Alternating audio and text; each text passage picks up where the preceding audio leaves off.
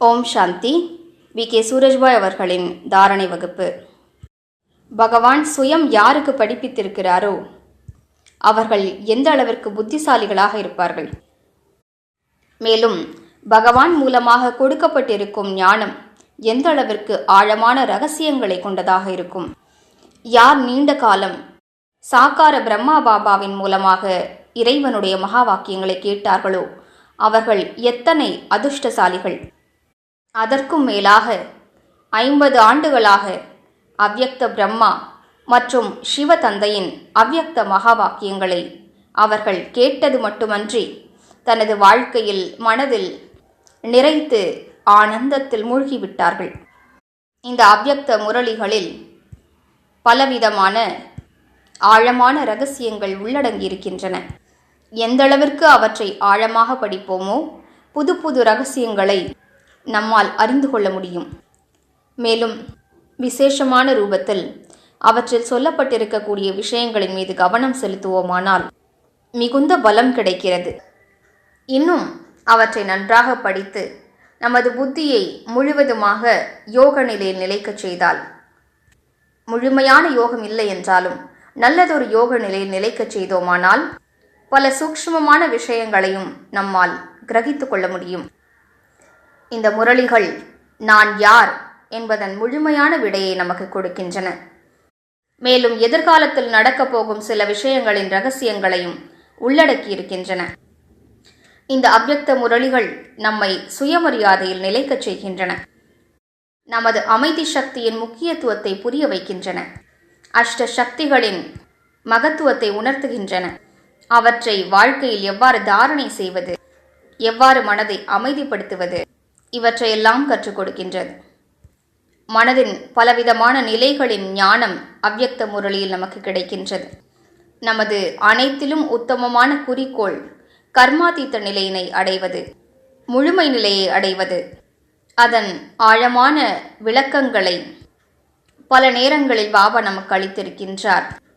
கூடவே அனைத்து பொக்கிஷங்களாலும் நம்மை நிறைத்திருக்கின்றார். இந்த அவ்யக்த முரளிகள் நமது பொக்கிஷங்களாகும், களஞ்சியமாகும். இப்படிப்பட்ட ஞானத்தின் களஞ்சியம் உலகில் வேறு எந்த ஒரு மனிதனிடமும் இல்லை. அவர் எத்தனை பெரிய மகா புருஷனாகவோ வித்வானாகவோ இருந்தாலும் சரி. ஏனென்றால் சுயம் பகவான் இந்த ஞானத்தை கொடுத்திருக்கிறார். இது எத்தனை பெரிய விஷயம்.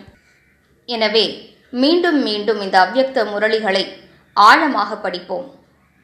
நான் என்ன கூறுவேன் என்றால், படிப்பது மட்டுமின்றி எந்த தலைப்பில் முரளிகளை பாபா கூறியிருக்கிறாரோ அந்த பலவிதமான தலைப்புகளை எடுத்து எழுதி அவற்றின் பாயிண்ட்டுகளை எழுதி வைத்துக் கொள்ள வேண்டும்.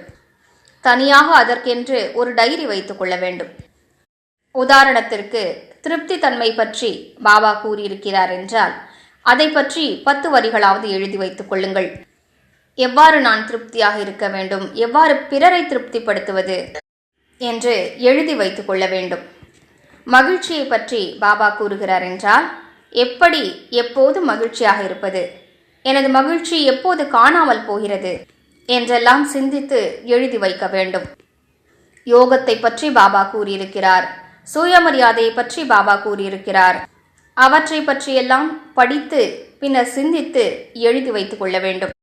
இதனால் மனன சக்தியும் அதிகரிக்கும். மேலும் அவ்யக்த முரளிகளை நாம் படிக்கத் தொடங்குகிறோம் என்றால் எந்த தலைப்பை பற்றி பாபா கூறுகிறாரோ அதனை நன்றாக பயிற்சி செய்ய வேண்டும். அடுத்த தலைப்பிலான முரளியை படிக்கும் வரையிலும் இந்த தலைப்பின் மீது நன்றாக கவனம் கொடுத்து அந்த ரீதியிலான முயற்சியை மேற்கொள்ள வேண்டும். இவ்வாறு நாம் செய்வோமானால் பாபாவின் உதவி, ஈஸ்வரிய பலம் நமக்கு கிடைக்கப்பெறும். ஏனென்றால் சுயத்தின் சக்தியால் அனைத்தையும் செய்துவிட முடியாது. அதனால்தான் ஈஸ்வரிய பலம் அவசியமாகிறது. இதனையே மக்கள் இறைவனது அருள் என்று கூறுகிறார்கள். எனவே அவ்யக்த முரளிகளை ஆழமாக படிப்பது என்பது வரங்களை பெறுவதாகும். எமது சுப பாவனை என்னவென்றால் அனைவரும் இந்த ஞானத்தின் களஞ்சியத்தை பயன்படுத்திக் கொள்ள வேண்டும். மேலும் தன்னைத்தான் மிக உயர்ந்தவராக ஆக்கிக் கொள்ள வேண்டும். ஓம் சாந்தி.